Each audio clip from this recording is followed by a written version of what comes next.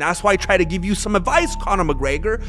Please stop showing training footage of dudes who have only signed up to work out in your gym just so they could get a photo with you. Every single time when we see Khamzat Chimaev, he's drilling with other top-ranked UFC fighters. He's fighting Olympic wrestlers. He's fighting warlord dictators who have grenades in their pockets. We're talking about dangerous dudes here. It's rumored, right? I don't think it's 100%, but it's rumored that Prates and McGregor are gonna fight, right? I think the upside for Prates is the Red Choni night, and kind of the same thing as what they're trying to do with Adesanya, where they're trying to sacrifice him on the altar for the younger dude, you know? So for Prates, is like he gets the Red Choni night, and he also gets to say, you know, like Justin Poirier, I beat Conor McGregor. The upside for Conor, it's way more of an upside for Conor. I made a video not too long ago about Conor McGregor and the different possibilities. Him coming back just for a payday. He's in some money troubles. Him coming back just to prove to himself that he could still do it. You know, just kind of like a one-off, like GSP and Michael Bisping. Him coming back just because he has fun doing it. He misses the camaraderie. He misses He misses being in the gym. He misses, you know, going through the motions. Or, and this might be the most exciting one. This is the most crazy one, because he could come back for a one-off and fight like Israel Adesanya. He could come back for a one-off and fight, maybe he could fight Gaethje, I don't know. But aside from that, there's the one-offs that could be a real big super fight, and that'll be exciting. But then what's possibly even more exciting, he literally wants to come and get back in the rankings. And I said the biggest indicator of that is if he comes back and fights someone that's like not really the biggest name. And then he goes and tweets, yesterday, I'm coming back to fight some no name, and I'm like, whoa. And then Prates, it sounds like, you know, when you put the pieces together, which I don't think I'd call Prates a no name. Maybe from the perspective of Conor. Conor McGregor was the first double champ in UFC history. Now, please tell me, I mean, I don't have a slip in the beanie right now, do I? I don't believe I'm incorrect on that one. He was the first one, right? Conor McGregor was the first double champ in UFC history, first champ. And now we are on the cusp of potentially having the first ever champ. And I know we have Triple C, but it's always been just a little bit pathetic, you know, because it was never quite accurate, because one of those C's wasn't even, you know, it was from the Olympics, which, okay, that's cool and that's prestigious, but you're kind of manipulating the system here. That's not really what a triple champ is under the umbrella of the UFC. You know, there's never been an actual Triple C. And now we have Alex Pereira that, you know, it looks like he's going to be going. Can anybody help me with this? I don't think this has been 100% confirmed either. I don't think it's 100%. I know everybody already has heard about it and is talking about Alex Pereira and what's the finger poke, Cyril Gain, that they're going to be fighting for the interim heavyweight, or is it even interim? By that time, maybe they'll make Tomas vacated. I don't know. But the report is that Alex Pereira, one middleweight, one light heavyweight, and now he's going to heavyweight so he could be the first triple champ ever. Now, something we know about Conor McGregor, everything. Brand means everything to him. Brand means everything. Now, he's still out there with all these different companies all the time. He's on Roblox. He's promoting his new virtual casino. He's probably going to come out with different types of alcohols and different clubs. And he has a lot of that type of stuff going on. And the reason that he's able to do that is because of his name, because of his branding. And up to this point, he's always been able to make the claim that he's done one of the most prestigious things ever in UFC history, even though it's tied with like other people. Daniel Comer, Alex Pereira, Amanda Nunes, whoever else has done that. I can't remember. There's probably another person or two. Whoever else, Ilia Tapoera now. But as soon as Alex Pereira now makes it 3, all the other ones is du Plessis. You might as well just have one. It's like, oh, you have two? Don't a lot of people have two now? People do that all the time, bro.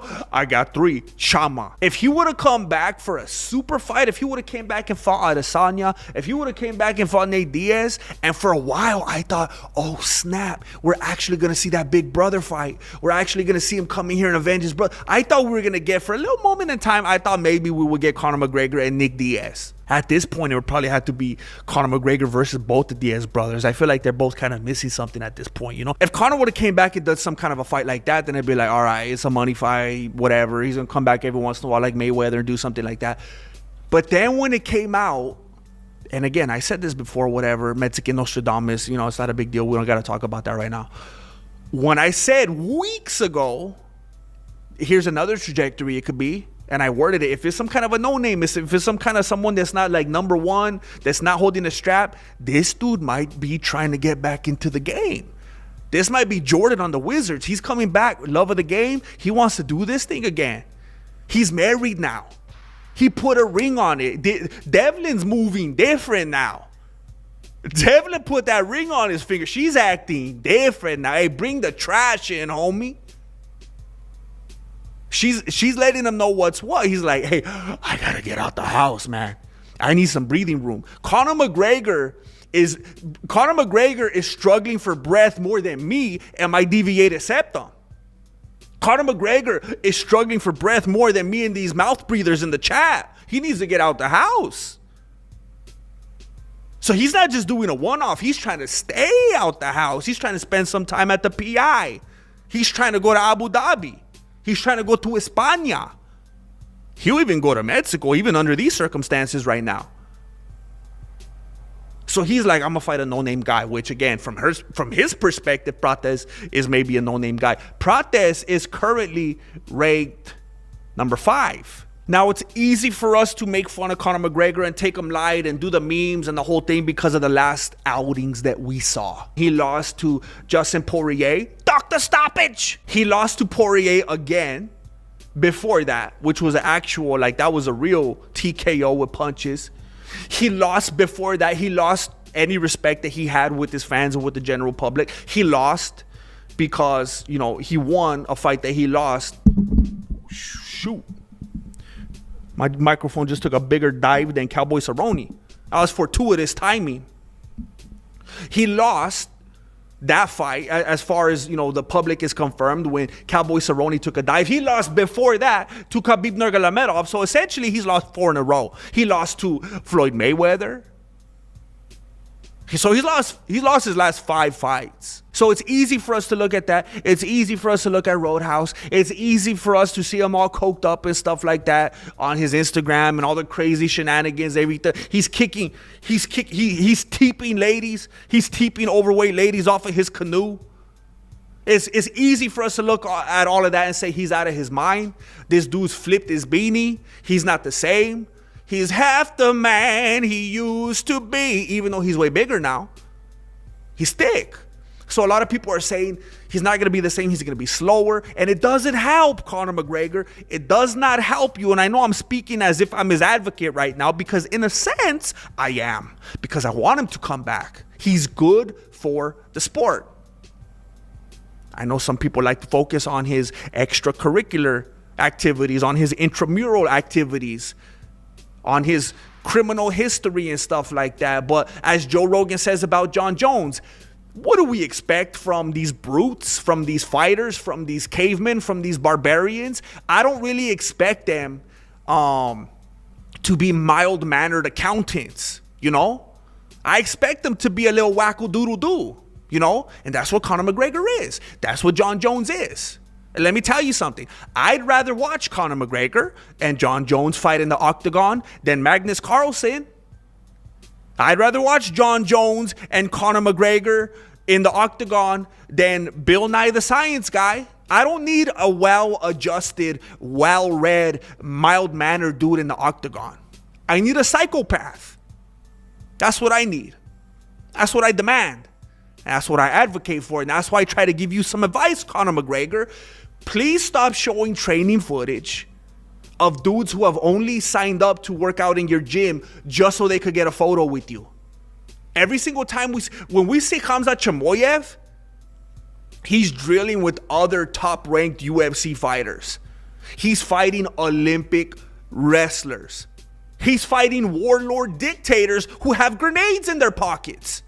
We're talking about dangerous dudes here. Every time we see Conor McGregor training with dudes in his gym, they look like barely legal individuals. It looks like he's training with 18-year-old dudes who the ink hasn't even dried out on their membership, who just came into the dojo so that they could say that they rolled with Conor McGregor. And it just makes him look bad. Like, if this dude's gonna come back, I want to see him get decent, respectable fights. I want to perpetuate the freak show. I want it to keep going. I want it to last as long as it can. And it's just like him in the Michael Chandler fight. It's hard to take something like that serious and bring it to fruition because it becomes a meme. And all the training footage that we see of him is very Stephen A. Smith type of stuff. People laugh at it, it becomes memes, and all it becomes is fodder for people to talk about how pathetic and embarrassing he looks. Nobody's impressed by it. He needs to start showing footage with some names. We need to see him in there with some Olympians. Carlos Prates is currently ranked at number 5. If Conor McGregor comes in and he beats him, I mean, look at how people, before you start making your assumptions, look at how the world viewed Aldo. Look at how people looked at Jose Aldo. Now, I know some of you are going to go, yes, before I even finish my questions, because that's how people like to act. Even if you thought that he was going to beat him because of the momentum that he had, because of how much you believed in him, because he was not just there to participate, he was there to take over and so on and so forth and etc. Could anybody really have ever imagined that that fight would have ended the way it did and as quick as it did, like the exact way? Probably not. If you're being honest, probably not. So I think it would be ignorant. I think it would be naive.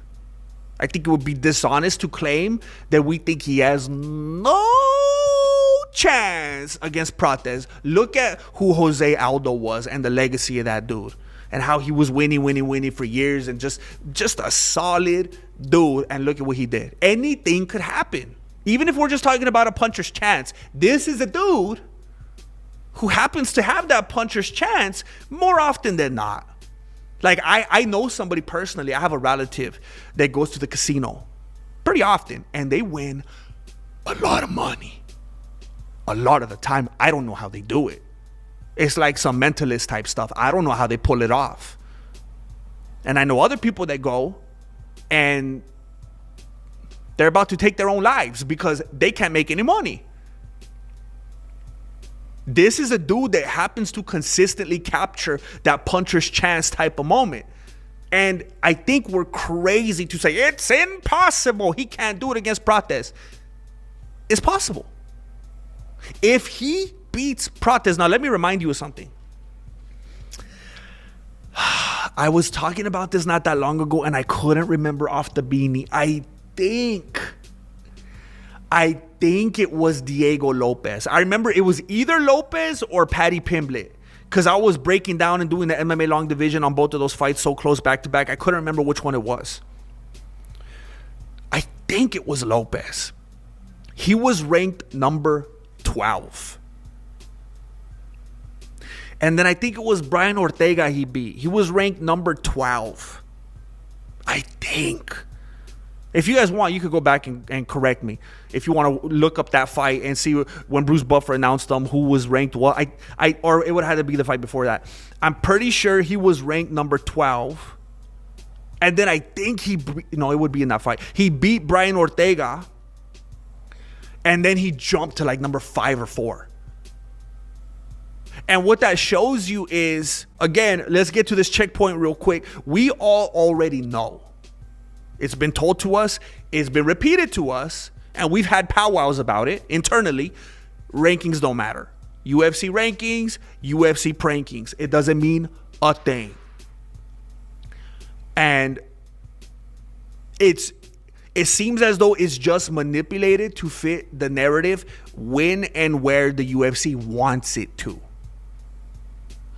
And we know, and it's been pretty blatantly rubbed in our faces, what the UFC wanted to do with the featherweight division and how they wanted to push Diego Lopez. Clearly, when they want something to look a certain way in the rankings so that they could use that to fit their narrative, they're going to do so. First of all, would I say just 100% and put money on it, Conor's going to come back and brutalize Prates? No. I'm going to have to do my due diligence. I'm going to have to do my MMA long division. I'm going to have to keep an eye on Conor McGregor's stories and see what his eyes look like from video to video. And we know Carlos Prates likes to party as well, by the way. If we're going to say that we think there is no chance that Conor McGregor could beat Prates, you're just being dishonest, or you're just ignorant, or you're blinded by your hatred. Because you believe, and I'm not saying you're right or wrong, because you believe that you're supposed to hate Conor McGregor. Oh, he can't win. Why? Because I don't like him and he's a bad guy and he shouldn't win. He shouldn't be able to be in the sport and make money. How come? Because I don't like him. And again, maybe rightly so. He's done some pretty awful things. And I don't even have to be talking about the things that he's done allegedly. I'm talking about the things that he's admitted and the ways that he's been a bad guy to D and his family. I mean, that's bad enough for me. But if we're going to say that we don't think he has a chance to beat Prates, something's wrong there. Be objective. Now, let's say, just for the sake of argument or for the sake of agreement, depending on who you are, let's say Conor beats Prates. Now, remember, Diego Lopez was ranked number 12. Number 12. I don't know if we got some mathematicians in here, but, get out some pen and paper and, bring this, really bring this to life if you want to get a good idea of what's happening right here. Diego Lopez was ranked number 12. He beats Brian Ortega, and he gets moved up to like 5 or 4. I can't remember exactly off the beanie. 5 or 4. Because that was what the UFC wanted to push. That's what they wanted. That's the market they wanted. And we saw that more than anything when they did the rematch. Now, if Carlos Prates is ranked number 5 and Conor beats him, now to go from 12, ranked number 12 to 4 or 5 like Diego did, it's kind of like the game of sorry. I'm trying to think of how many steps you need here. I think Conor McGregor, with that math, could shoot up to number 1. If Diego Lopez could go from 12 to 4 or 5 after beating Brian Ortega, I'm pretty sure Conor McGregor, Mr. Pay-Per-View, could go from beating number 5 up to number 1. Because think about it. What is Conor McGregor ranked right now? Let me see. He's not ranked. Conor McGregor's not ranked right now. So if Conor McGregor, if this is real, if this rumor ends up being real and Conor McGregor comes and fights Carlos Prates, that means they are skipping dudes 6 through 15. Apparently there's 2 14s right now. Page and Covington are both number 14. How does that even? That's so stupid. So Conor McGregor is skipping 6 all the way through 15. He's already doing that. You don't think if he beats Prates, they're going to be happy to move him to number 1 so that they could have Khabib Nurmagomedov versus Conor McGregor part 2? This is the best they're going to get. It's the low budget version, the Kirkland version. Now, does that burn Gary? And is it hilarious? Yes. Because Gary probably thought he was going to himself be the low budget Kirkland brand Conor McGregor, and Makhachev was going to be the low budget Khabib Nurmagomedov. But if it's like when they make a movie, like Conor McGregor's going to play himself. Conor McGregor's going to play the role of himself in this movie. They don't even need, Ian Gary's maybe like the stand-in, but they don't even need that dude anymore. That would be hilarious. And you already know Islam Makhachev, he could push the fight back. These dudes, he could push the fight back 4 years if he wants. So he could fight every few years if he feels like it. That's already been established. It's no big deal. It's no big deal to make that way. For some of you that think there's no way they're going to let that happen. You can't go that long. Excuse me? Do you know who we're talking about here? They will absolutely let him do that. He could get away with it. Now, please don't embarrass yourself. Please, think about it. Take a moment. Don't speak too soon. Use your ears. That's why, like they say, you got 2 ears and you got 1 mouth. And it's so that, because it shows you that it's more important because there's power in numbers, If you don't think that the UFC, Endeavor, TKO Holdings and all that, if you don't think that at the beginning of the day, at the end of the day, that this is a entertainment company. I mean, you got to catch up, bro. If you don't think that the UFC would be like, I'm feeling it's straight up silly, bro. It's sus, straight up silly. And I just coined that, bro. If you don't think that the UFC would be more eager to have a repeat of the Irishman and Khabib Nurmagomedov all over again in the best version that they could get, Conor McGregor and Islam Makhachev, if you don't think that this entertainment company would rather relive one of their greatest pay-per-views of all time with the most drama and animosity and anticipation and excitement of all time over who's next in the rankings. Bro, you gotta catch up. If you really think, well, hold on, let's look at the rankings real quick and let's show respect to Bilal Muhammad and Jack Della Macarena. And bro, I'm embarrassed for you because you know I'm an empath. I'm feeling extreme levels of embarrassment for you right now. If you don't think that this entertainment company would rather do these two guys than have any care about the rankings and the contendership, you're out of your beanie, homie. That's where it's at. But they can't, man. People would revolt. People would riot. You can't bring Conor McGregor straight in and do the Makhachev thing. Are you crazy? People went crazy enough when they were talking about doing Usman. When they were talking about doing Usman over Gary Morales, Prates. Imagine if they just bring in Conor. Oh, no. Everything's on flames, bro. People are stealing Jordans left and right. There's mayhem in the streets. But if they build it up first, oh, he took this modest fight, you know, and this dude's a threat. Carlos Prates ain't even the champ. Carlos Prates ain't even the number one contender. He's somewhere there, but he's dangerous. That buys him some respect. And then if he beats him, Nurmagomedov, McGregor, 2. Because he's in the corner. Khabib is in the corner. And what happened when Conor McGregor and Khabib fought? Dudes jumped out of the cage. Dudes jumped in the cage. So if Khabib is right there in the corner just outside the cage, he might as well be in the cage, homie, because people go in and out. When it's Nurmagomedov and McGregor, people go in and out. That's what this rivalry's all about. This is the heated rivalry. Get that other stuff out of my face, bro. I'll go full Sean Strickland. I'm full Sean Strickland. Get that other heated rivalry out of my face. This is the heated rivalry right here. You got Khabib Nurmagomedov in the corner and Conor McGregor right here. I'm excited. And Khabib tells his mom, hey, I told you I wasn't going to fight again. I told you I'm not going to. But if this dude, like, you believe in self-defense, right? Like, you don't want me to die, right, mom? I ain't going to sign on the contract. I'm not going to go through a fight camp. I'm not going to lose weight. I'm not going to go in the sauna. I'm not going to go in there, touch gloves. But if this dude, if he threatens my life, you want me to die, mom? Don't you want me to come back home? Right, that's what I'm saying. So if he attacks me, like, you believe in self-defense, right? Like, as long as just to preserve the family honor and the name and my life and whatnot. Cool. All right. Boo. It's over, bro. I'm excited. I'm sold.